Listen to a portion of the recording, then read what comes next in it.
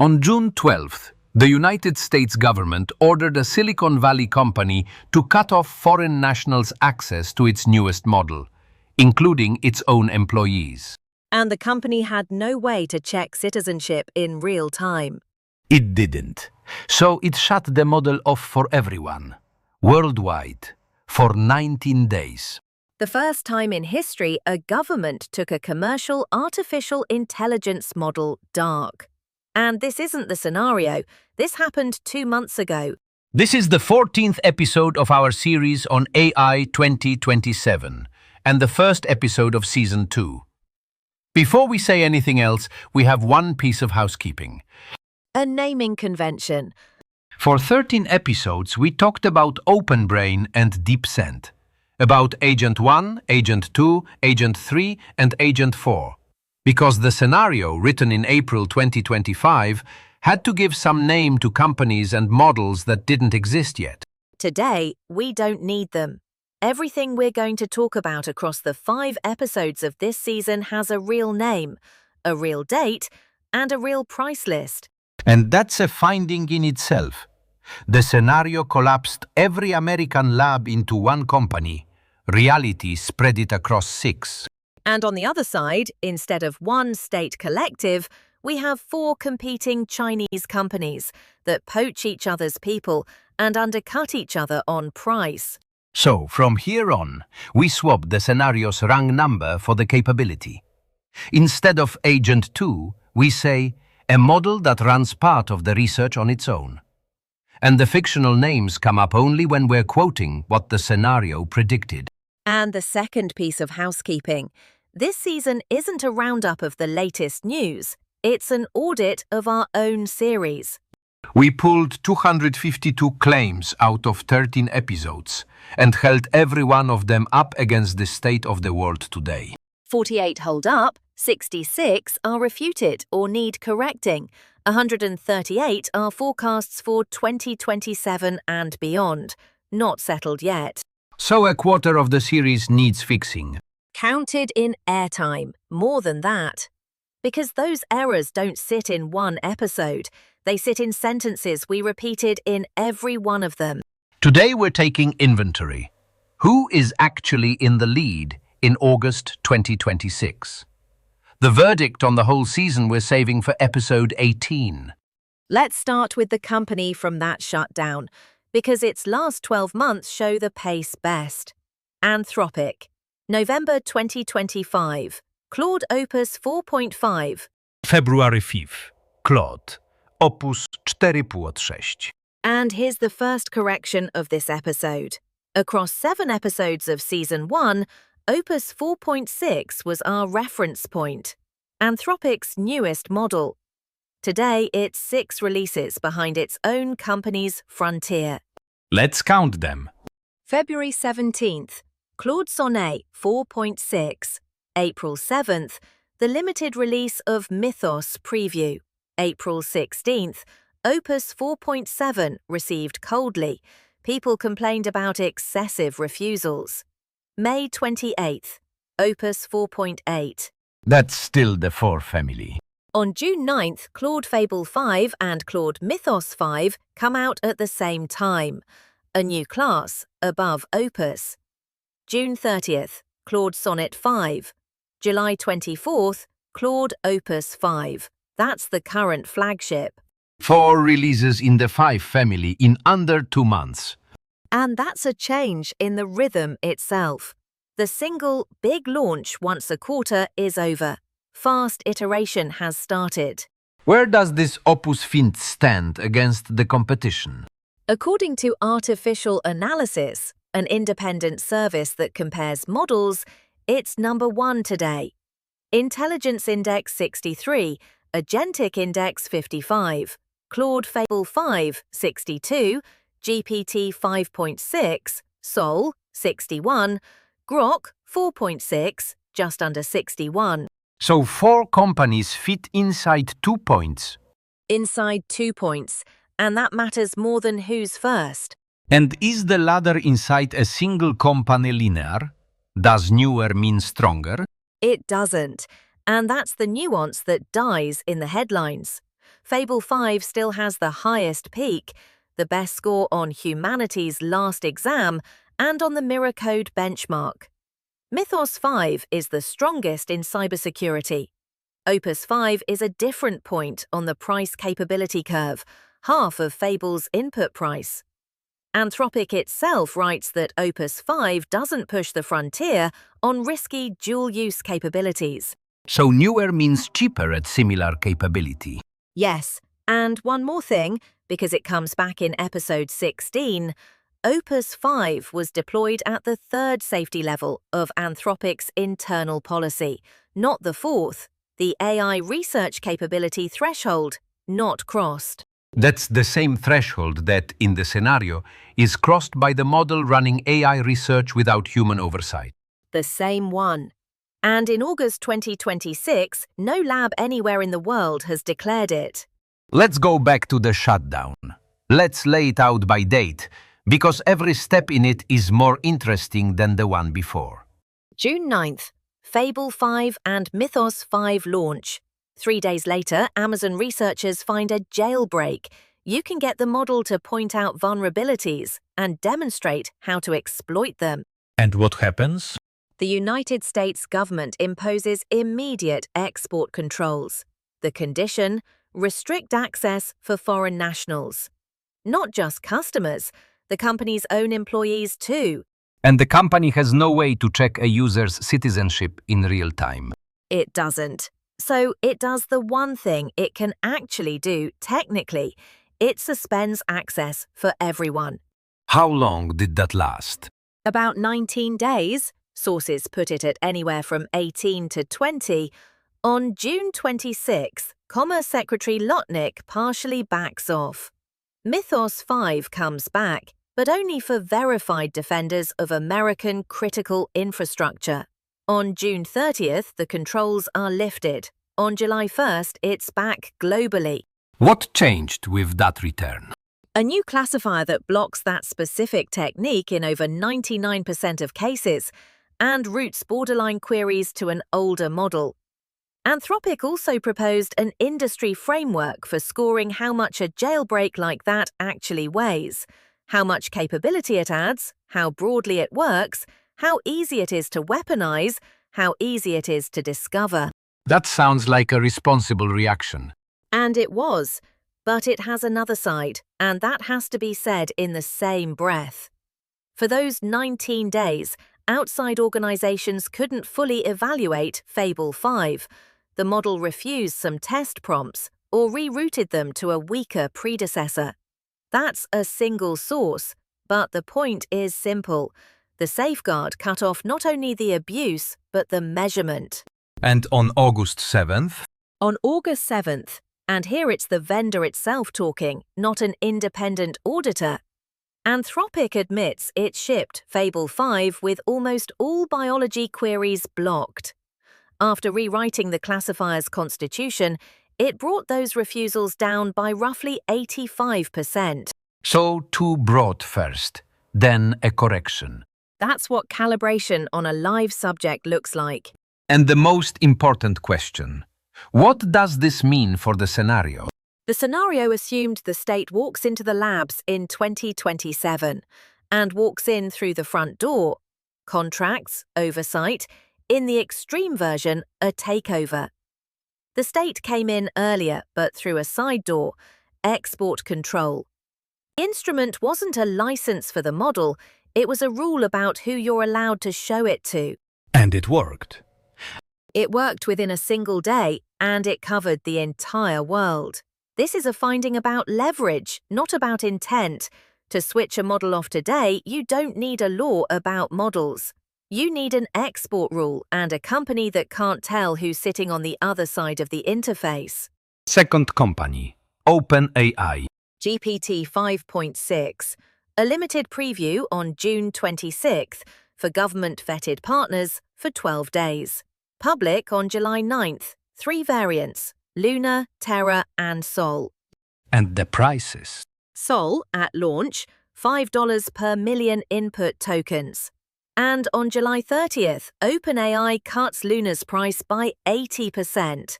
down to 20 cents per million, and makes it the default model for free accounts. 80% in 3 weeks. That's not a promotion, that's a signal that inference cost is falling faster than anyone was drawing up price lists for. How does Sol do in the measurements? On SWE-bench Verified, according to Vals.ai, that's an independent measurement harness. And I'm stressing that because vendor numbers and independent numbers can diverge badly. 96%. 96%. A year ago, a score like that would have closed the discussion. And today, it says almost nothing, because the entire leading pack is standing in the same place. This benchmark has saturated. It stopped discriminating. What that means for all the numbers we throw around today, we'll lay out in the next episode. On August 10th, a model showed up that hadn't been in this category at all before.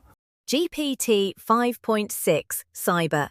Single source, so carefully. 95% success on a test of offensive tasks, against 1.5% for ordinary Sol. Except that's an internal test. The vendor measures it itself. Nobody outside has checked it.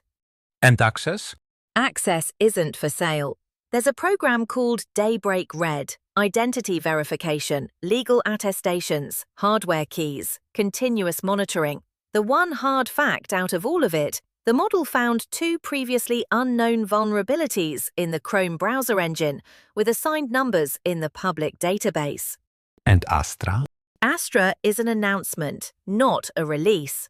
Announced on August 1st, a new family after Luna, Terra and Sol, designed for many agents working for hours or days. It's supposed to be the first model to go through a government review before launch, but that's a plan, not a fact. And on August 8th, one source actually reports that OpenAI is slowing its release down. And Astra is where that math story comes in. Yes, and here I have to be very precise, because this is the place where it's easiest to overstate things right now. According to OpenAI, because the model hasn't been released and everything we know comes from the vendor, Astra solved 10 open problems in mathematics and theoretical computer science, with proofs formalized in Lean and published on GitHub. Among them, the first explicit construction of what's called a non-sophic group, a problem open since 1999. Compute cost, about $2,000. Sounds like a breakthrough. And that's exactly why the same sentence owes you a second number, the one OpenAI didn't give. How many conjectures were attempted in total? That's the objection from Gary Marcus on August 2nd, in his words, wildly overhyped, and from Ernie Davis. Without that denominator, 10 solved problems carry no weight. On top of that, those $2,000 are the cost of the machine, not the cost of the expert labor that posed and checked those proofs. And automating the formalization itself remains unsolved. So we're holding off on a verdict. Until the model ships and somebody independent checks it, yes. And now the numbers that refute something we said in episode 1. Let's start with the developer tool. According to reports from early June, Codex had 5 million weekly users at that point, against 4 million in April and 600,000 at the start of the year. 8 times more in 5 months, and roughly 1 in 5 of them isn't a programmer. So the coding tool is spilling out beyond coding. It is, and on July 31st, ChatGPT passed 1 billion weekly users. The fastest anything has ever reached that threshold in the history of consumer software, plus about 2 million business customers. And on August 11th, the Gemini app passed 1 billion monthly users. And in episode 1, we said that consumer agents were a dead end because they get lost in the chaotic human world, and that the real revolution was happening exclusively inside the labs. And that claim is half refuted. Refuted on scale. 2 billion accounts across 2 apps is not a dead end. It's the largest software adoption we've ever seen. It holds up on reliability, and that has to be said in the same sentence. An agent that executes a single step correctly 85% of the time finishes a 10-step task about 20% of the time. Because the errors compound. They compound, and we'll lay that arithmetic out in the episode about measurement. So the honest summary goes like this. We were wrong about whether people would want it. We weren't wrong about whether it works on its own. Third company, and the most interesting fact in the whole episode. Gemini 3.5 Pro never shipped. At all? At all. 3 slips, May, June, July, 17th, and to this day, nothing. In the previous season, we said it was coming roughly in July 2026. That's the third correction of this episode. Do we know why? We do, and that's the crux. Bloomberg and Reuters on July 16th. The model wasn't meeting internal performance targets, and 9 to 5 Google gets specific, delays because of coding performance. It fell down on coding. It fell down on exactly the capability the whole core of AI 2027 rests on. The scenario's plot starts with a model that automates programming enough to accelerate research on itself. And here, one of the 3 biggest labs in the world slips its flagship 3 times in a row because it isn't delivering on coding. So this isn't an ordinary product delay. It's a counterfact against the core of the forecast, and that's what we have to call it. Which doesn't mean Google is out. On July 21st, 3 smaller models came out instead. Gemini 3.6 Flash, 17% more token efficient, a Flash Lite version, and a cyber version for governments and trusted partners only. And yesterday, so far on a single report, Gemini 3.7 Flash. In the background, the most ambitious pre-training run in the company's history has started, Gemini 4. So they're skipping a generation. It looks that way, but that's a hypothesis, not a finding. And on top of that, 2 personnel changes in 1 week. On August 5th, Demis Hassabis stops being CEO of DeepMind. He becomes Alphabet's chief scientist and chairman of DeepMind, and operationally the company is taken over by Koray Kavukçoglu, reporting directly to Alphabet's CEO. According to one account, single source, there was pressure from Sergey Brin in the background to speed up work on Gemini. And the second change? Jeff Dean is leaving Google after 27 years. This is the man who co-built the infrastructure a large part of modern machine learning stands on. Together with Sanjay Ghemawat, Oriol Vinyals, and Kwok Lee, he's founding a company called Discovery Loop.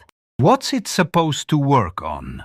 The starting goal, automating machine learning research and engineering. After that, hardware design, drug discovery, clean energy. Alphabet is a founding investor and supplies the compute for the first year. Alphabet stock dropped 4%. So somebody's founding a company whose first goal is what, in the scenario, the lab's internal agent does. It resonates directly, but let's not stretch it. This is not a company for building AI that improves itself in a closed loop.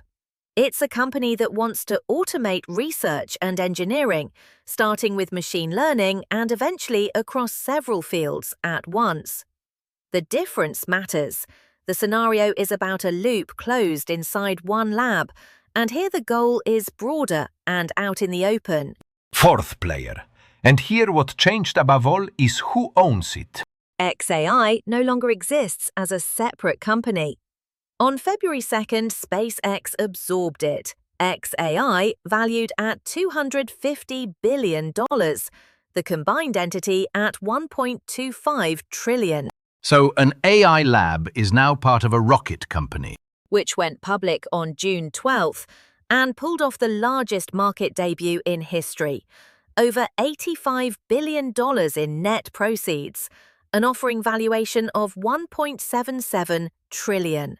4 days later, the same company bought Cursor, the AI coding tool, for $60 billion in stock. And the second number that goes with that record? The second number is that after the debut, the stock ran up to $2.3 trillion, then gave back about $1 trillion off the peak, dropped below the offering price, and only then partly recovered. The largest market listing in history took a 50% drawdown along the way. That's already the subject of episode 18. And the models? On August 7th, Grok 4.6, 1.5 trillion parameters on the same base as its predecessor. The entire gain comes from better post-training, not from a new run from scratch. Intelligence index around 61 at $2 per million input tokens, the cheapest model at the capability frontier. Musk is promising another version in 3 or 4 weeks, but that's an announcement, not a launch. And Meta. On April 8th, Muse Spark, the first proprietary frontier model from Meta's superintelligence lab, closed weights, through the programming interface only, under Alexander Wang. That was a turn. The company that built its brand on open weights closed its flagship. And on August 10th? On August 10th, Muse Glimmer, and an argument in the press about whether Meta had gone back to being open. It didn't go back in the sense that sounds like. Glimmer is 30 billion parameters distilled from the flagship Apache license. No user cap, under 20 gigabytes, runs on a single consumer graphics card. So they opened the distillate, not the flagship. They opened what you can run at home. The flagship stayed closed. And now decide the scenario simplified the most. On July 16th, Moonshot released Kimi K3, 2.8 trillion parameters, of which 104 billion are active on any one query, a million-token context, multimodal, the largest open weights model in history. The weights were published 11 days later. A Chinese model, so presumably cheap. And that's the punchline. Kimi K3 costs $2.80 per million input tokens. The most expensive model from a Chinese lab in history. The end of the Chinese means cheap era. Because that was our standing claim through all of Season 1. It was. Fortune wrote at the time about a second DeepSeek shock, except the first shock was that you could do it cheaper, and the second one is that you can do it close to the frontier and at full price. According to Vals.ai, Kimi K3 gets 93% on SWE-bench Verified, the highest of any open weights model. And this model has a second life on top of that, a political one. It does. Around July 20th, the White House accused Moonshot of 2 things: that it illegally obtained latest generation American chips, and that it distilled an Anthropic model while building K3. The Commerce Department opened an investigation. And the other version? Bloomberg established that K3 was trained on a cluster of 20,000 NVIDIA chips made available by Alibaba, and that the deal covered older generation chips, not the banned ones. Both versions coexist, and neither has been settled, so we're giving you both. And DeepSeek? 2 releases. On July 31st, the Flash version, 304 billion parameters, 79% on SWE-bench, and on a terminal work benchmark, 83 points against 85 for Claude Opus 4.8. 2 points apart, at a price Axios described this way: 28 cents for as much output as costs $25 on Opus. And yesterday? Yesterday, general availability of the Pro version. According to Vals.ai, 96.4% on SWE-bench Verified, second in the world behind Claude Opus 5, which is at 97. 0.6 of a point apart. And now pay attention, because there's a trap here that's easy to fall into. In episode 2, we said that DeepSeek in the Pro version was at around 80% on this benchmark. That was an April number. It's tempting to say the same model improved by 16 points in 4 months. And that's not what happened? We don't know. That's a different checkpoint with a different date. And the jump could come from a change in the task subset or in the measurement harness itself. So all we're saying is this. Today, the leading Chinese open model is 0.6 of a point behind the American frontier on this one benchmark. We're not saying how much it improved because we don't have a comparable measurement. And that's exactly the caution we were missing in Season 1. And one more thing from the same launch, DeepSeek raised prices by up to 14 times relative to its own cheaper model and introduced peak hours pricing. Extreme dumping is over on both sides. 2 left. On August 3rd, Alibaba released Qwen 3.8 Max, 2.4 trillion parameters, 95 billion active, a million token context, native multimodality, and 86% on a computer use benchmark. Single source, but that's the highest score in the category. And today? Today, August 14th, Zhipu released GLM 5.3, number 1 among open models on the terminal work benchmark and on a cybersecurity benchmark marginally above Mythos 5 and GPT 5.6 Sol. A Chinese open model above the American frontier in cyber? On that one benchmark and according to a single source, yes. And the most interesting part, the weights were held back for about 2 weeks behind a safety review. The previous version went online immediately.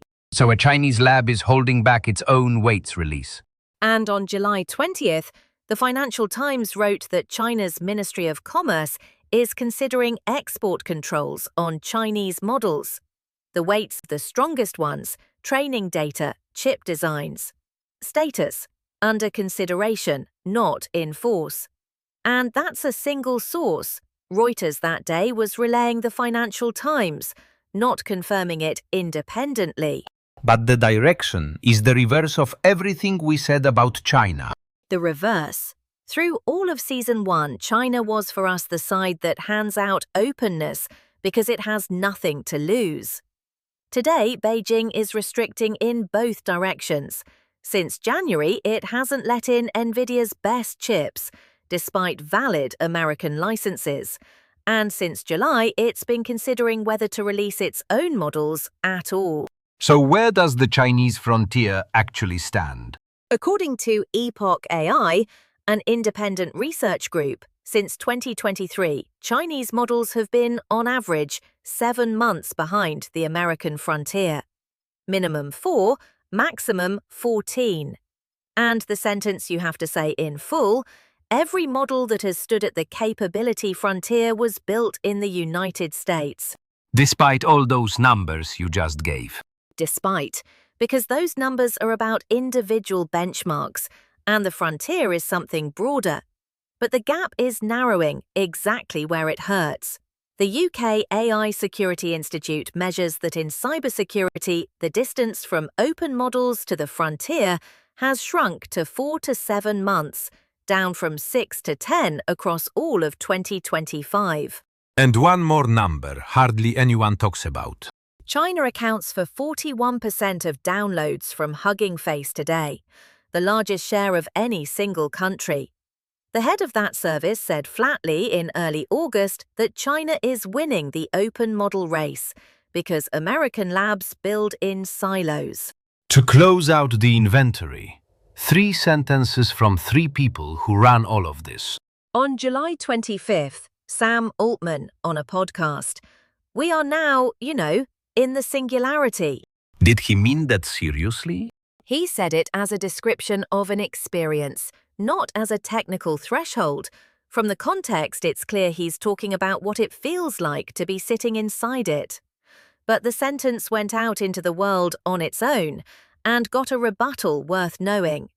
Singularity Hub, on August 7th, laid out 2 things that are missing.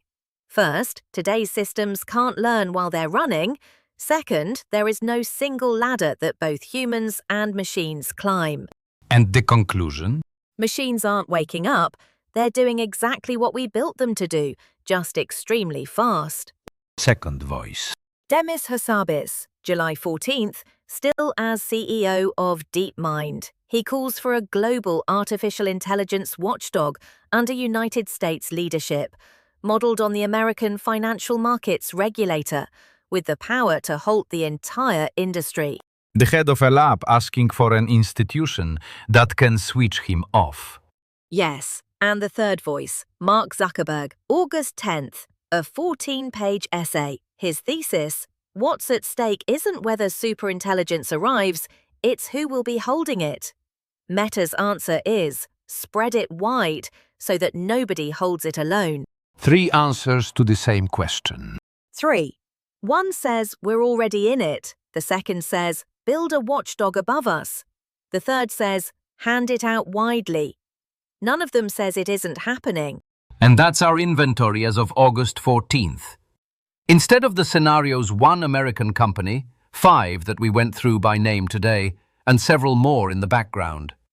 Instead of 1 state collective, 4 competing companies.